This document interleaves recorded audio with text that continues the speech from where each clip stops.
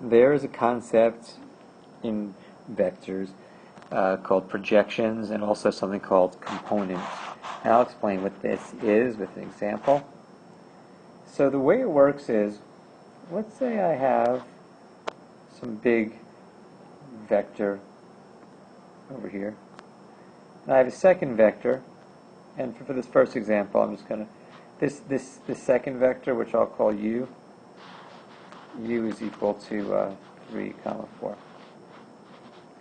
And geometrically, the idea of a projection is that if I were to make a line sort of perpendicular to this big vector, like that,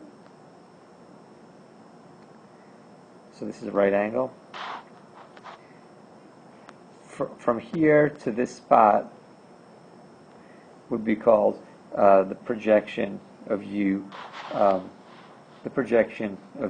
onto v. So I'll just write, this is called projection of u onto v. This little guy is v. So that green vector. I sometimes think of this as if there was like a sun, yellow sun up here, like casting, sort of where the sun was, the rays of the sun were perpendicular to this bottom line, is kind of like the ground. Then the projection here would be like the shadow of vector u. That's a way that you can think of it. Now, the way this picture is drawn, there's not enough information to find that green vector component form of it. But if I give a little extra information, like for instance, if I tell you that the angle between the two vectors is 41.8 degrees, that would actually be enough information now, or that would be more information, because the magnitude of u is 5, which makes at least the length of this green vector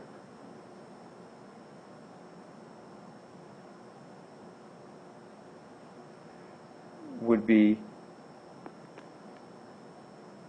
5 times cosine 41.8, which is 3.7.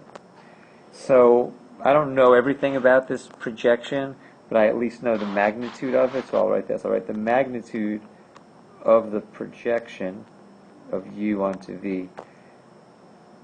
This thing is also known as the component of u along v.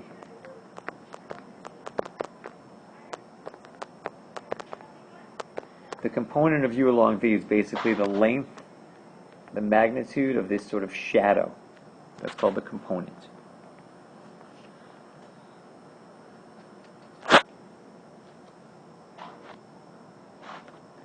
And in general, it's magnitude of u times cosine of theta, where theta is the angle between the two vectors. Now, what if, instead of being told this 41.8 degrees, what if instead I'm given this information, 3, 4, 10, 2? Well, I can still work out the component of u along v by doing magnitude of u times cosine theta again. Because the magnitude of u is 5, and cosine theta, well, yesterday we saw that cosine theta is the dot product over the product of the two magnitudes. And the dot product is 3 times 10 is 30 plus 8, which is 38. And the magnitude of u is 5. And the magnitude of v is the square root of 104. So we end up with 5 times 38 over 5 root 104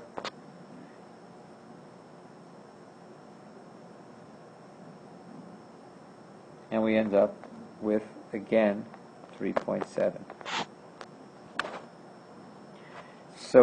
So our formula for component could also be thought of as magnitude of u times u dot v over magnitude of u magnitude v. But check this out, I could cancel out the two u's. So we end up with this formula, u dot v over magnitude of v. That gets us right to the component, which again is the length only. It's the length of that. Say I could use this example again. So u dot v is 38. Magnitude of just v is the square root of 104, and that equals 3.7. So that's our formula, one of our formulas for today, u dot v over magnitude v.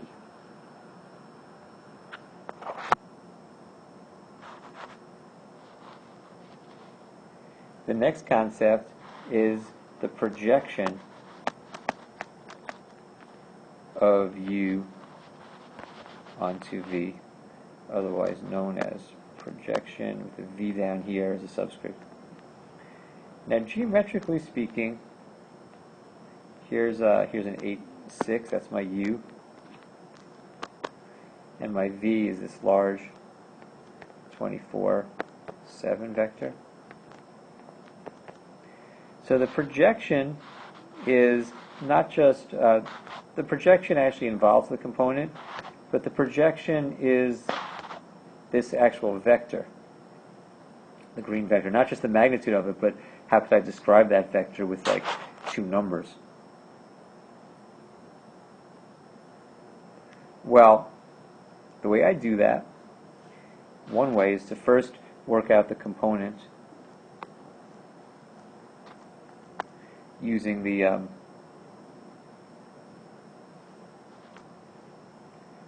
which is u dot v over magnitude v. That ends up becoming 9.4. 9.4 is the magnitude of this. But that's not the vector, that's just the magnitude of it. Well, what we do with that 9.4 is we multiply the 9.4 times, we haven't seen this in a while, the unit vector that's in the same direction as this 24, 7. So this little tiny blue vector, which is a unit vector. We haven't used this at all since it was first introduced a few lessons ago. So the unit vector is v over magnitude v, which is 24, 7 over 25, which is 24 over 25, comma 7 over 25. And if we multiply the 9.4, which is the magnitude of this green thing, by the unit vector, which is 24 over 25, comma 7 over 25, and I basically distribute the 9.4 through, I get 9, comma 2.6. 9, comma 2.6 is sort of this endpoint, which means the vector could be described as 9, comma 2.6. So that's the projection. It uses the component. Now, I could turn this into a formula that will make it a lot easier to work with. Here's u, here's v. So the projection of u onto v, it's the component, which is u dot v over magnitude v, times the unit vector of v, which is v over v like that,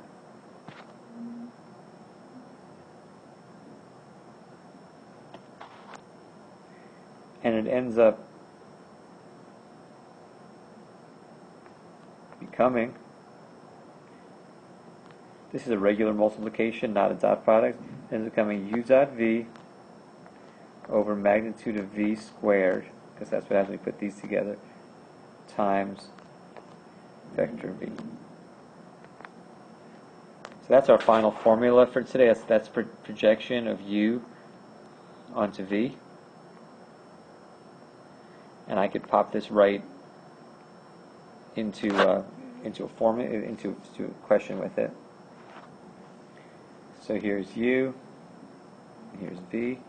So the projection of U onto V, according to the formula, U dot V over magnitude of V squared times, I'll use a regular time sign for that, times V. So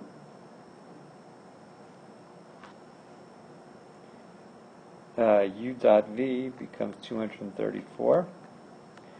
Magnitude of V squared, magnitude of V is 25, so this is 625. And this V we just leave is 24,7. Now we distribute this through. This thing as a decimal is about 0.37. When I multiply that by 24, I get about 9.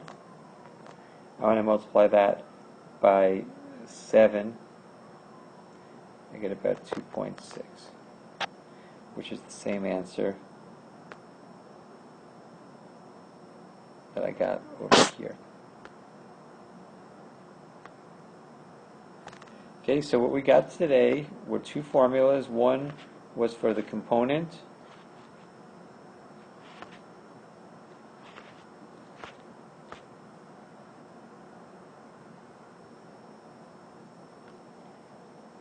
here it is, component of U onto V, U dot V over magnitude V. And then we got a second formula for the projection of U onto V. Now you could also do projection of V onto U, but I like to do these examples where the U is kind of the smaller one, but you actually could do it for the bigger ones also. Okay, that's it for today.